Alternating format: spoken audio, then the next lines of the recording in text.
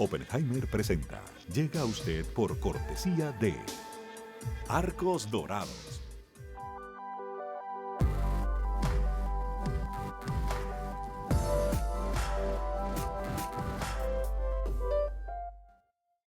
En Buenos Aires, Argentina, hay una universidad que te prepara para trabajar sin fronteras. UADE, una gran universidad. En el Bancoppel de Julia, la tarjeta de crédito se tramita solo con una identificación oficial. Bancoppel, el banco que quiero a mi manera. ¿Sabías que según un estudio de la Universidad de Oxford, casi la mitad de los trabajos actuales podrían dejar de existir en 10 años? La inteligencia artificial llegó para quedarse. ¿Cómo te va a afectar la automatización? ¿Cuáles son los trabajos del futuro? Andrés Oppenheimer te lo cuenta en su nuevo libro, Sálvese quien pueda. Y no te quedes atrás. Encuéntralo en librerías.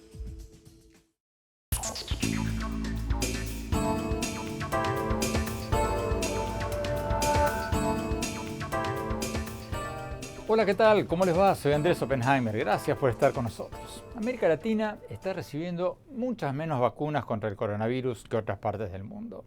Es la queja del día. La queja del día en México, en Argentina, en Perú, en casi todos los países de la región. Pero hay una excepción, Chile. Chile es el país latinoamericano que más gente ha vacunado en relación al tamaño de su población. Pero lo que es todavía más notable, es uno de los países del mundo que más gente ha vacunado, aunque al igual que muchos países europeos, ahora está sufriendo una nueva ola de contagios y acaba de imponer una nueva cuarentena en buena parte del país. Pero fíjense estos datos. Según el seguimiento sobre vacunación global que hace CNN, con datos del sitio de internet ourworldindata.org de la Universidad de Oxford, al 22 de marzo, Chile era el tercer país del mundo que más vacunas había dado por cada 100 habitantes. O sea que Chile está tercero solo después de Israel y los Emiratos Árabes Unidos. Para ponerlo en contexto latinoamericano, Chile ya le ha dado por lo menos una vacuna a más del 45% de su población, mientras que Argentina todavía no ha llegado al 7% y México todavía no ha llegado al 5% de su población. ¿Escucharon bien?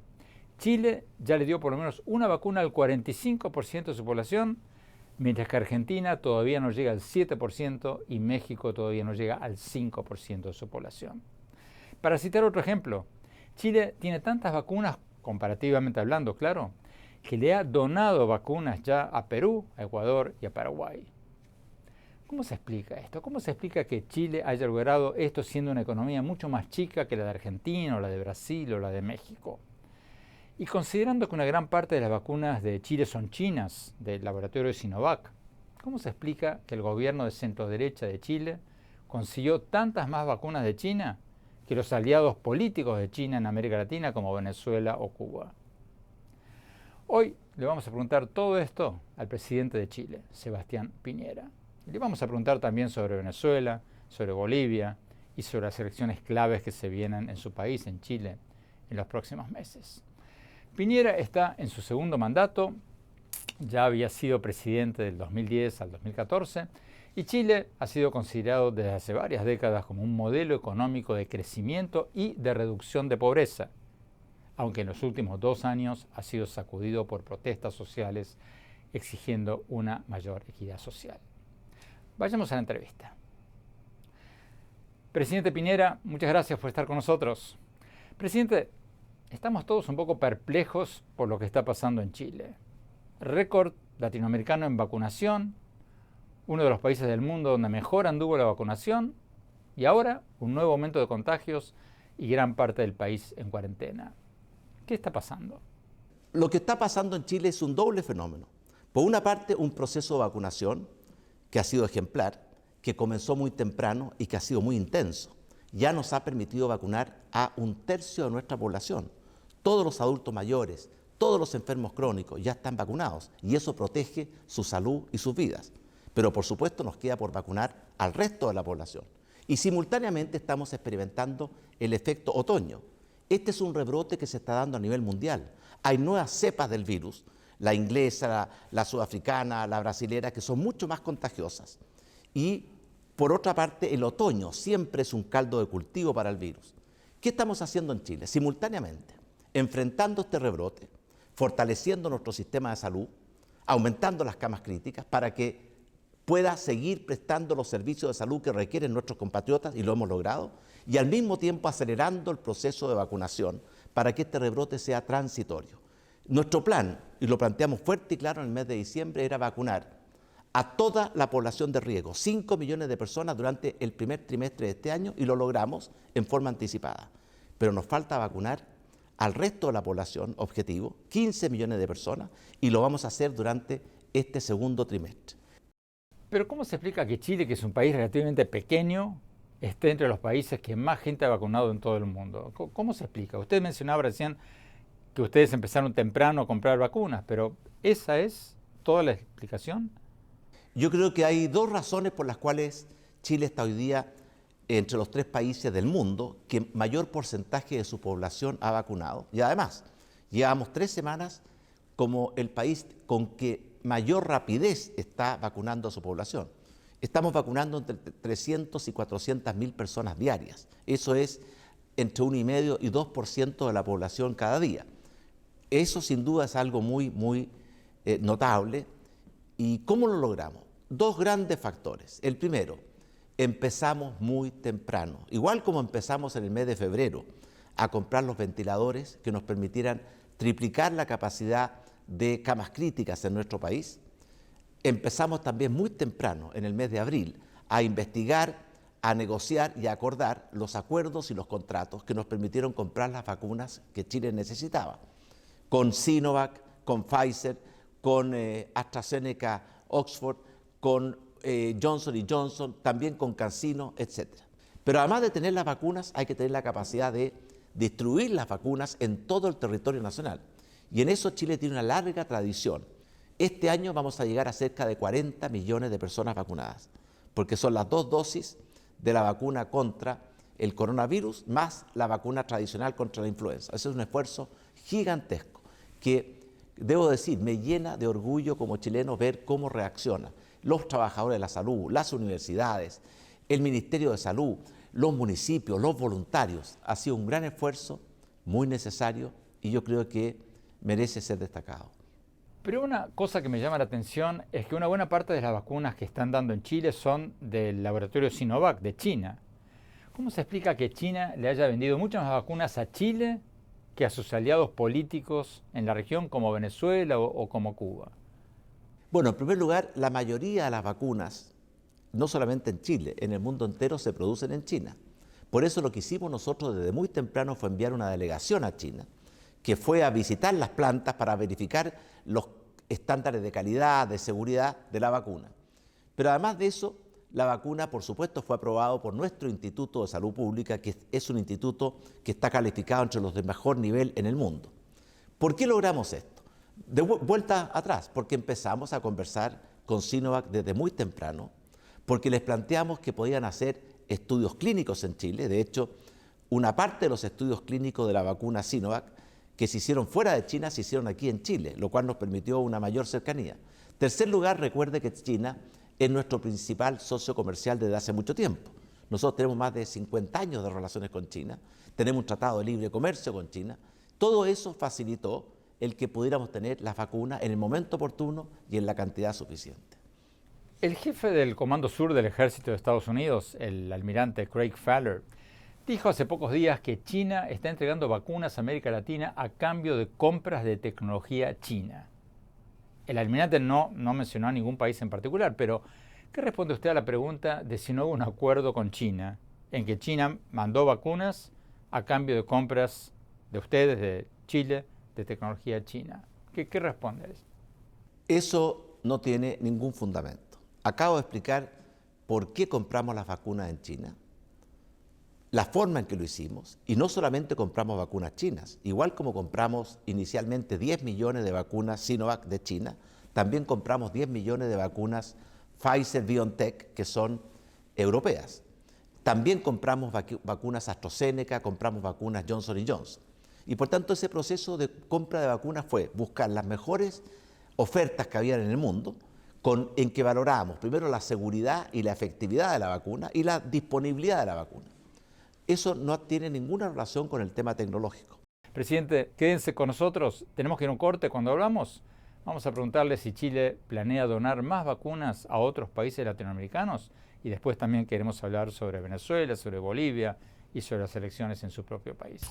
No se vayan, ya volvemos.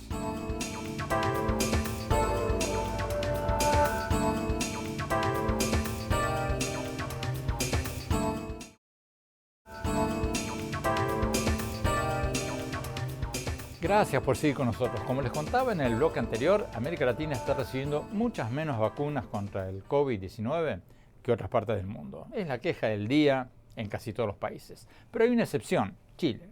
Chile es uno de los países, no solo de América Latina, del mundo, que más gente ha vacunado. Estamos hablando con el presidente de Chile, Sebastián Piñera. Sigamos con la entrevista. Presidente, ¿están contemplando ustedes donar más vacunas a otros países, además de las que ya donaron a Perú, Ecuador y a Paraguay? Por supuesto que hemos conversado en el contexto de Prosur, hemos tenido 2 cumbres de Prosur en los últimos días, la necesidad de coordinación y colaboración entre los países. Y Chile, en la medida de sus posibilidades y sin afectar nuestro propio programa de vacunación, hemos colaborado con otros países, usted mencionaba algunos, hemos enviado oxígeno que estaba escaseando en Perú, vacunas a Paraguay y a Ecuador, hemos prestado apoyo logístico en el transporte de las vacunas a Uruguay y, por supuesto, Andrés, estamos dispuestos a seguir colaborando en la medida de nuestras capacidades y sin afectar nuestro propio proceso de vacunación. ¿Algún país concreto al que puedan mandar vacunas próximamente? Bueno, hemos conversado con prácticamente todos los países de Prosur y también con algunos países centroamericanos. Es un programa que está en pleno desarrollo. ¿Están contemplando ustedes en algún momento permitir que turistas de países vecinos, de Argentina o de Bolivia o de otras partes, vengan a vacunarse a Chile? No lo hemos permitido porque hemos querido darle una preferencia, como es natural, a las personas de más alto riesgo y no solamente a las personas de mayores ingresos. Las personas de más alto riesgo en nuestro país son los adultos mayores, los enfermos crónicos, las personas que tienen algún tipo de discapacidad, etcétera, etcétera. Y en cambio el turismo de vacunas habría sido privilegiar a las personas de mayores ingresos. Y por tanto no lo hemos permitido porque creemos que desde un punto de vista ético y moral, la preferencia debe estar en quien más la necesita y no en quien tiene la capacidad de hacer turismo con las vacunas. Presidente, si me permite cambiar de tema, hablemos un poco del contexto político latinoamericano. La crisis de Venezuela parece no acabarse nunca. Ya van más de 5.4 millones de venezolanos que se han ido del país en los últimos años y muchos se siguen yendo. ¿Usted le ve alguna solución a la crisis política de Venezuela? Bueno, en primer lugar, lo de Venezuela es mucho más que una crisis política, es una tragedia, porque en Venezuela hay un gobierno que no respeta ni las libertades ni los derechos humanos y que además de eso ha provocado una crisis en materia de alimentación, en materia de salud. Estamos muy conscientes de ello. Y por eso la única salida que yo creo es que Venezuela recupere su libertad y su democracia y que el pueblo venezolano pueda decidir libre y soberanamente su futuro y su destino. Quédese con nosotros, por favor, presidente. Tenemos que ir a un corte. Cuando volvamos, vamos a hablar sobre Venezuela, seguir hablando sobre Venezuela, sobre Bolivia y sobre el futuro de Chile ante las elecciones de abril para una asamblea constituyente que, según algunos, podrían cambiar el rumbo del país. No se vayan, ya volvemos.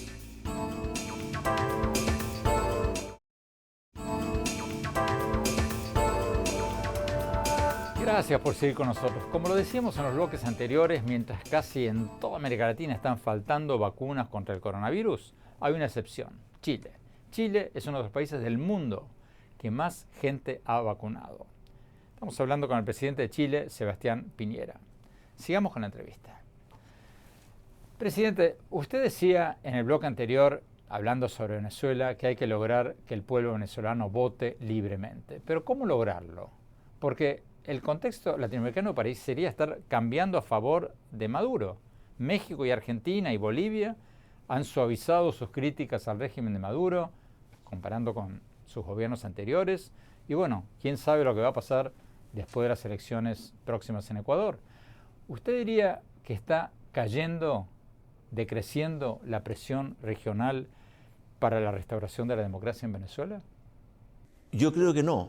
Yo creo que los países que creemos en la libertad, en la democracia y en los derechos humanos, mantenemos firme y clara nuestra posición de condena al régimen venezolano porque no respeta la libertad, no respeta la democracia, no respeta los derechos humanos. Por tanto, ¿cuál es el camino? Si el camino de la manifestación y la presión interna y la manifestación y la presión internacional para lograr ese cambio sin el consentimiento del gobierno venezolano, o el camino de buscar un entendimiento y un acuerdo con el gobierno venezolano, es algo que tienen que decidir los propios venezolanos. Pero, presidente, usted mismo, su propio gobierno, ¿no están dando un poco marcha atrás en las presiones al régimen de Maduro? Porque su gobierno recientemente anunció que se incorporó al así llamado Grupo de Contacto sobre Venezuela, liderado por países europeos que buscan un diálogo con el régimen de Maduro. ¿Eso no significa que Chile está cambiando de posición, pasando de una estrategia basada en las sanciones a una estrategia basada en las conversaciones, en las negociaciones? Andrés, yo le acabo de explicar que hay dos caminos. Chile es parte del Grupo de Lima desde su comienzo, su origen, su nacimiento, y también nos hemos incorporado al Grupo de Contacto, que incluye algunos países de América Latina y, por supuesto, países europeos. ¿Qué significa esto? Que estamos buscando y explorando todos los caminos posibles, con un objetivo que es el que compartimos todos los que amamos la libertad y la democracia, que es terminar con la dictadura de Venezuela y que se pueda establecer y que pueda surgir con toda la fuerza del mundo una democracia que garantice la libertad y los derechos humanos y, por sobre todo, que le devuelva al pueblo venezolano su derecho soberano a elegir los caminos que quiere que recorra Venezuela. ¿Qué le aconsejaría usted al gobierno del presidente Joe Biden de Estados Unidos sobre Venezuela? Este es un tema que conversamos con el presidente Joe Biden por teléfono hace algunos días y semanas atrás. En primer lugar, que Estados Unidos tiene que estar comprometido con la recuperación de la libertad y la democracia y el respeto a los derechos humanos en Venezuela. Eso es fundamental. Y que tenemos que actuar en forma coordinada, Estados Unidos, Canadá, Europa y América Latina, para encontrar ese camino. Presidente, quédese por favor con nosotros, tenemos que ir a un corte. Cuando seguimos hablando con el presidente de Chile, Sebastián Piñera, sobre los últimos acontecimientos en América Latina. No se vayan, ya volvemos.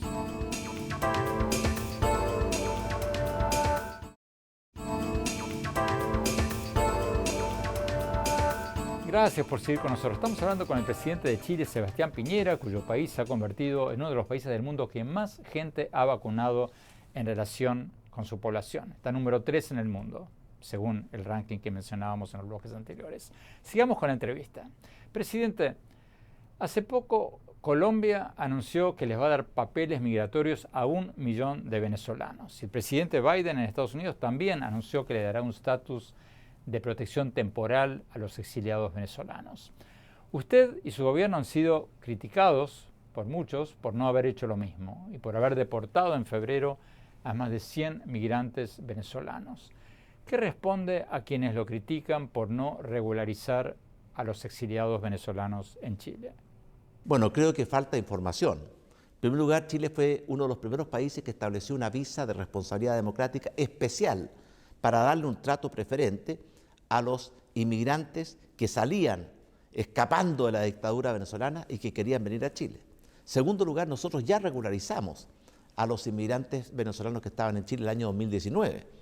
Lo que decimos hoy día es fuerte y claro, que en Chile queremos que la migración sea legal. Chile siempre ha sido un país que ha acogido a los migrantes, pero queremos que esa migración sea regular, ordenada, segura, que sea cumpliendo con nuestras leyes, que sea ingresando por los pasos que están acreditados para el ingreso de los migrantes y no la migración ilegal. Eso es lo que estamos haciendo. Así que si usted me dice que el presidente Duque regularizó a los migrantes en Venezuela, yo le digo que nosotros lo hicimos hace ya varios años atrás.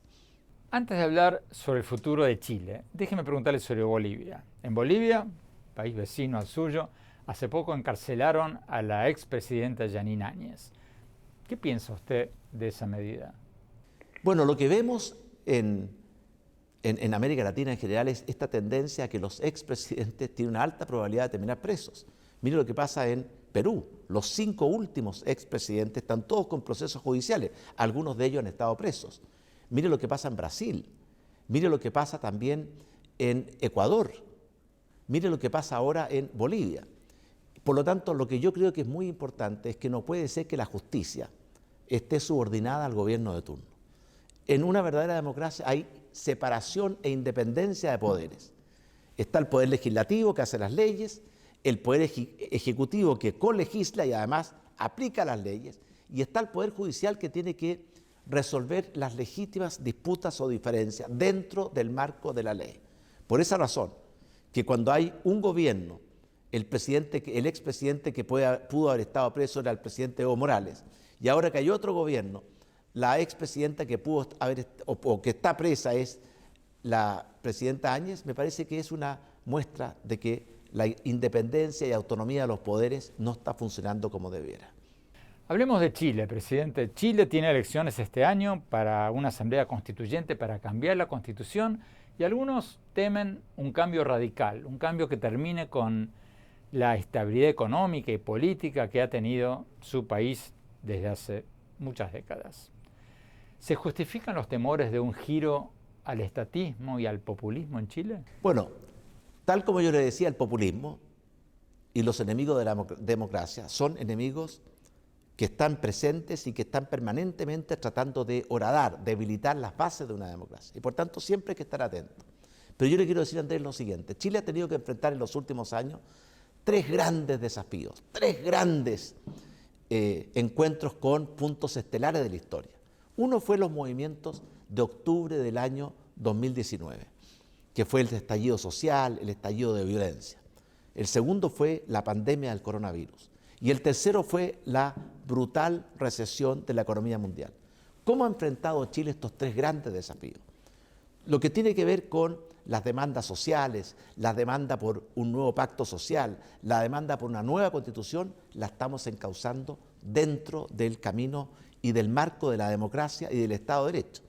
A través de un plebiscito, el pueblo chileno decidió que una convención constitucional que se va a elegir el 10 y 11 de abril próximo tenía que proponerle al país una nueva constitución que va a tener que ser plebiscitada. Es decir, vamos caminando por los senderos, por los caminos de la democracia, del Estado de Derecho en forma pacífica. Chile es un país que se ha forjado en la adversidad, en los terremotos, en los maremotos, en las inundaciones, pero esa adversidad nunca le ha quebrado ni ha debilitado el espíritu del pueblo chileno para enfrentarla, ponerse de pie y volver a caminar. Por eso, Andrés, a pesar que estoy muy consciente de los riesgos, yo tengo mucha confianza en la sabiduría, en la prudencia, en el buen criterio del pueblo chileno para enfrentar estos grandes desafíos, y creo que cómo estamos enfrentando los tres desafíos que le mencioné es una buena prueba de lo que estoy afirmando.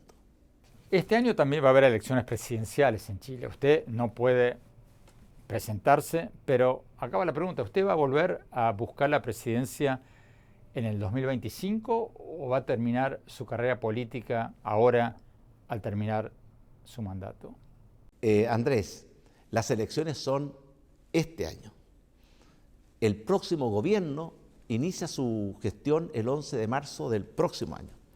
Y por lo tanto, este año vamos a tener muchas elecciones en Chile.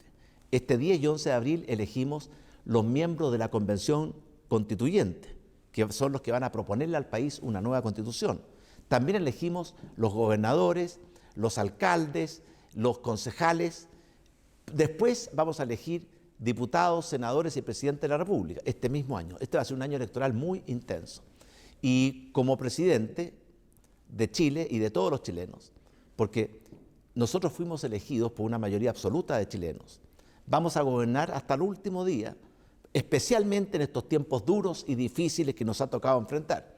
Andrés, es curioso, a nosotros nos tocó el primer gobierno, el año 2010, enfrentar o asumir el gobierno 11 días después de haber sufrido el terremoto más devastador casi en la historia de Chile y uno de los 5 terremotos más devastadores en la historia de la humanidad. Y fue un gobierno que logró metas muy, muy exigentes.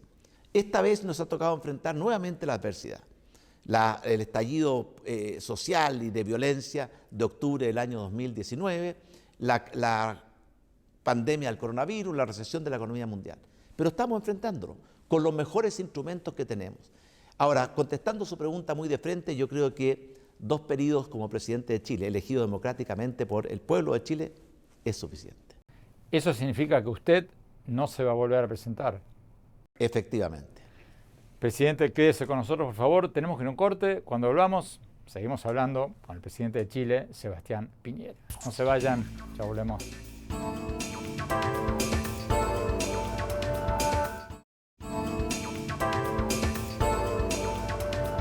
Gracias por seguir con nosotros. Estamos hablando con el presidente de Chile, Sebastián Piñera. Chile, como les decíamos antes, se ha convertido en uno de los países del mundo que más gente ha vacunado en relación a su población. Sigamos con la entrevista. Presidente, ¿usted cree que América Latina va a aprovechar el viento de cola que va a tener ahora con el crecimiento de la economía mundial este año? Porque Estados Unidos se prevé va a crecer hasta incluso un 7%, un crecimiento inusitado para Estados Unidos. China al 8%. ¿Vamos a saber aprovechar esta oportunidad en América Latina o la vamos a dejar pasar como tantas otras veces? Bueno, cuando uno ve la historia de América Latina, es un continente lleno de oportunidades, pero muchas veces esas oportunidades se quedan en el camino, no por culpa del imperialismo, por culpa del resto del mundo, sino que porque nosotros mismos no hemos sabido crear las bases sólidas que permiten dar ese gran salto desde el subdesarrollo al desarrollo. Y esas bases son tener democracias sólidas, estables, tener un sistema económico que permita la libertad de crear, de emprender, de innovar, de asumir los desafíos y las oportunidades. Y también tener un sistema social inclusivo, que no deje a nadie atrás, que permita que todos sean parte de ese gran esfuerzo hacia el desarrollo y que todos al mismo tiempo se beneficien de ese gran esfuerzo. Eso en América Latina muy pocas veces lo hemos logrado. Usted ve lo que está pasando ahora. América Latina es uno de los continentes más golpeados por la crisis del coronavirus y uno de los continentes que más ha sufrido retrocesos en materia de crecimiento producto de la recesión de la economía mundial. Y de acuerdo a las proyecciones, América Latina va a ser uno de los continentes que más lento se va a recuperar. Eso es lo que dice el Banco Mundial, eso es lo que dice el Fondo Monetario Internacional, eso es lo que dice la CEPAL. Y por lo tanto, dentro de América Latina yo creo que van a haber situaciones distintas. En el caso de Chile, Chile el año pasado tuvo una caída del producto de 5,8%, muy por debajo del promedio de América Latina. Y esperamos este año tener una recuperación superior a eso, y por lo tanto superior a América Latina. Yo lo que creo, ¿cierto?, es que América Latina tiene la oportunidad de aprovechar este viento de cola. Además, América Latina es un continente que lo tiene todo. Tiene territorios vastos, enormes, tiene recursos naturales abundantes, no tiene conflictos religiosos como los que cruzaron al Medio Oriente, no tiene conflictos raciales como los que cruzaron a algunos países del África. Lo tiene todo. Y a pesar de ello no hemos sabido aprovechar esta oportunidad. Por eso la gran misión de nuestra generación, Andrés, es hacer la transición y lograr que América Latina deje de ser el continente subdesarrollado de las oportunidades y pase a ser el continente que logra dar ese gran salto adelante, cruce ese verdadero desierto o esa trampa de los países de ingreso medio y logre ser un país desarrollado. En el caso de Chile, Chile es un país que tiene el ingreso per cápita y el nivel de desarrollo humano más alto de América Latina, pero estamos todavía en camino hacia ese objetivo de ser un país desarrollado. El ingreso per cápita en Chile, medido a PPA, es aproximadamente $25.000. Nuestra meta es lograr llegar a $40.000, que nos pondría en un nivel promedio dentro de los países de la OECD. Así que yo espero que América Latina tome las medidas que se requieren, no se están tomando en muchos países, y podamos aprovechar no solamente este empujón, sino que nuestra propia potencialidad, la enorme oportunidad que tiene América Latina. Porque cuando Dios creó el mundo y le tocó crear América Latina, estaba de muy buen humor. Concretamente, ¿qué medidas se requieren? Porque el mundo hoy está lleno de dinero en efectivo y en lugar de estar atrayendo inversiones, muchos países latinoamericanos están ahuyentando inversiones. Entonces, ¿qué medidas se requieren? Bueno, por eso le digo que creo que América Latina no está tomando en general las medidas necesarias para aprovechar este momento. ¿Qué hay que hacer, creo yo? Mire, en la antigüedad habían los pilares del desarrollo antes eran tener un sistema político estable que permitiera proyección hacia futuro, tener un sistema económico libre e integrado al mundo y, por supuesto, tener una política de inclusión que haga, ¿cierto?, que haya mayor igualdad de oportunidades, que todos se sientan parte de un mismo proyecto. Esos pilares siguen estando ahí y hay que seguir fortaleciéndolos. Pero ahora se requieren nuevos pilares. Por ejemplo, la calidad de la educación en América Latina está muy por debajo de lo que requerimos. Con este nivel de calidad de educación va a ser muy difícil que América Latina se plantee como un país protagónico en este mundo nuevo de la revolución tecnológica, el mundo digital. Mejorar la calidad de la educación es un pilar esencial. Segundo, que en lugar de ahogar y de deprimir y de frenar la iniciativa, el emprendimiento, la creatividad, la innovación, los gobiernos se convenzan que hay que motivarla y estimularla y potenciarla. Tercero, que en lugar de encerrarnos en nuestras propias fronteras, entendamos que la única manera para países pequeños como los nuestros de poder desarrollarse en plenitud es integrarse al mundo. Por ejemplo, Chile está integrado al mundo y eso explica en parte por qué avanzamos tan rápido con las vacunas. Tenemos tratados de libre comercio con Estados Unidos, con Europa, con China, con India, con Japón, con Vietnam, con prácticamente la mayoría del mundo. Ese es otro pilar fundamental. Otro pilar es absolutamente fundamental es que las economías o las sociedades tienen que ser inclusivas. Todos tienen que sentirse parte del proyecto. Todos tienen que tener un lugar para aportar a ese proyecto de desarrollo y también un espacio para beneficiarse de ese proyecto de desarrollo. Con los niveles de desigualdad, de marginalidad que tenemos en América Latina, no vamos a lograr dar ese gran salto al desarrollo. Ese es otro pilar. Y el último pilar, el mundo cambió y de esta pandemia aceleró el cambio. La revolución tecnológica, la economía digital va a cambiar el mundo con una rapidez que nunca nos habíamos imaginado. Y por tanto subirse a la revolución tecnológica, a adecuarse a las oportunidades que crea la revolución tecnológica. Mire, la revolución tecnológica, Andrés, es como una tremenda ola que estamos viendo en el horizonte cada día más cercana, o incluso ya llegó. Tenemos dos opciones: o esperamos que pase por encima de nosotros, o nos preparamos para subirnos a esa ola y aprovechar su propia fuerza. Y por eso todo lo que tiene que ver con prepararnos para la economía que viene, que es la economía digital, muy distinta a la que conocimos. Después de la pandemia el mundo va a ser distinto, el trabajo va a ser distinto, la educación va a ser distinta, la salud va a ser distinta, la producción va a ser distinta. Es fundamental. Por eso en Chile estamos haciendo un enorme esfuerzo.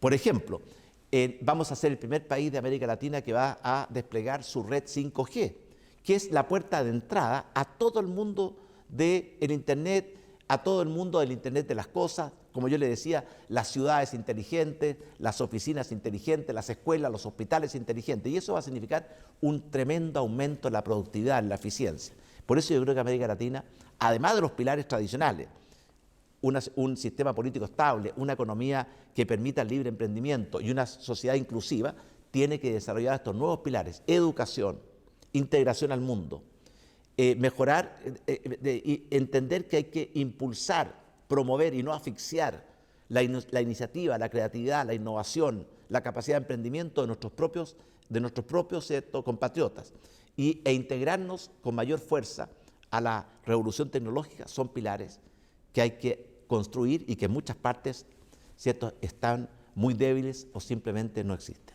Presidente Sebastián Piñera, muchísimas gracias por esta entrevista, muchas gracias por su tiempo. Tenemos que ir a un corte. Cuando volvamos, mi opinión sobre lo que hablamos hoy con el presidente de Chile. No se vayan, ya volvemos.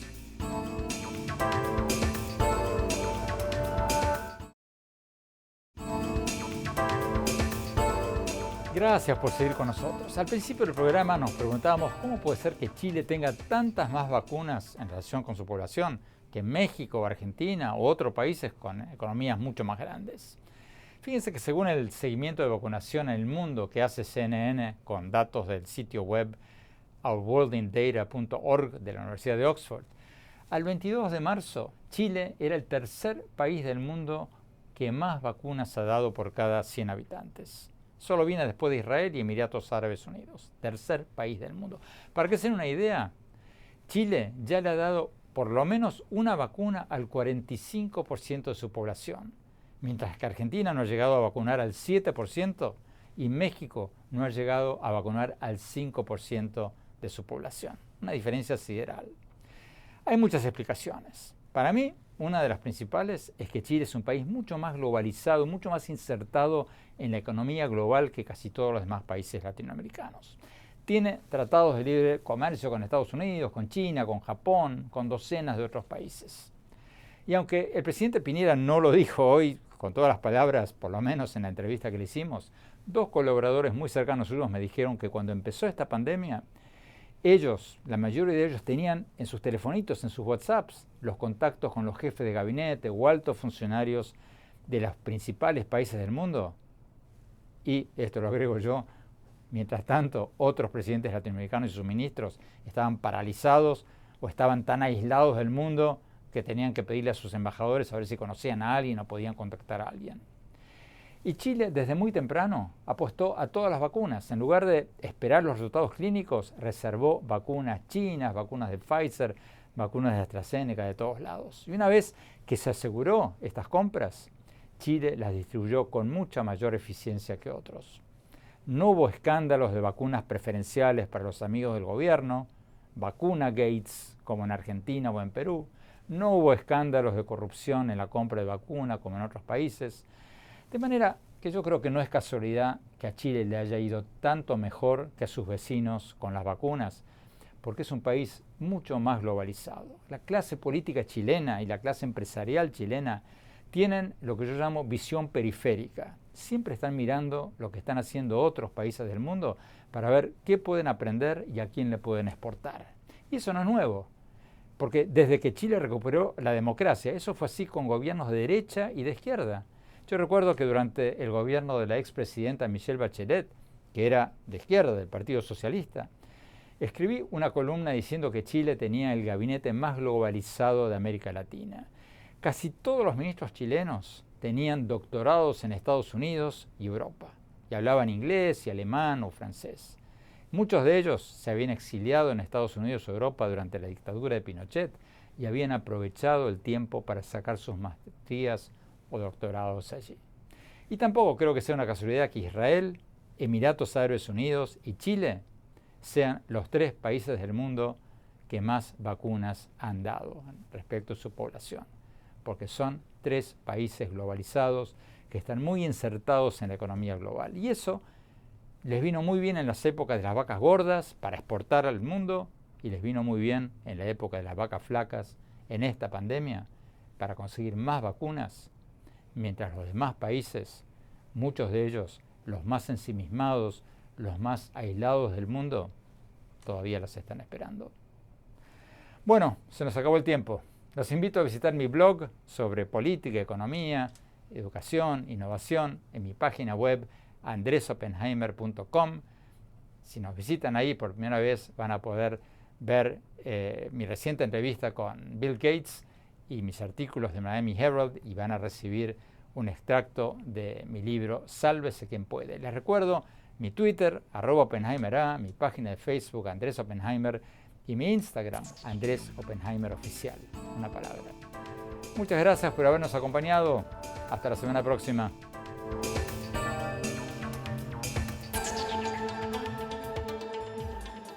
Oppenheimer presenta.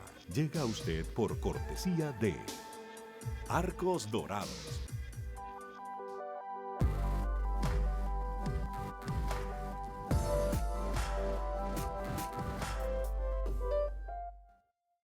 En Buenos Aires, Argentina, hay una universidad que te prepara para trabajar sin fronteras. UADE, una gran universidad. En el Bancoppel de Pedro, el préstamo digital se obtiene a través de un sencillo SMS. Bancoppel, el banco que quiero a mi manera. ¿Sabías que según un estudio de la Universidad de Oxford, casi la mitad de los trabajos actuales podrían dejar de existir en 10 años? La inteligencia artificial llegó para quedarse. ¿Cómo te va a afectar la automatización?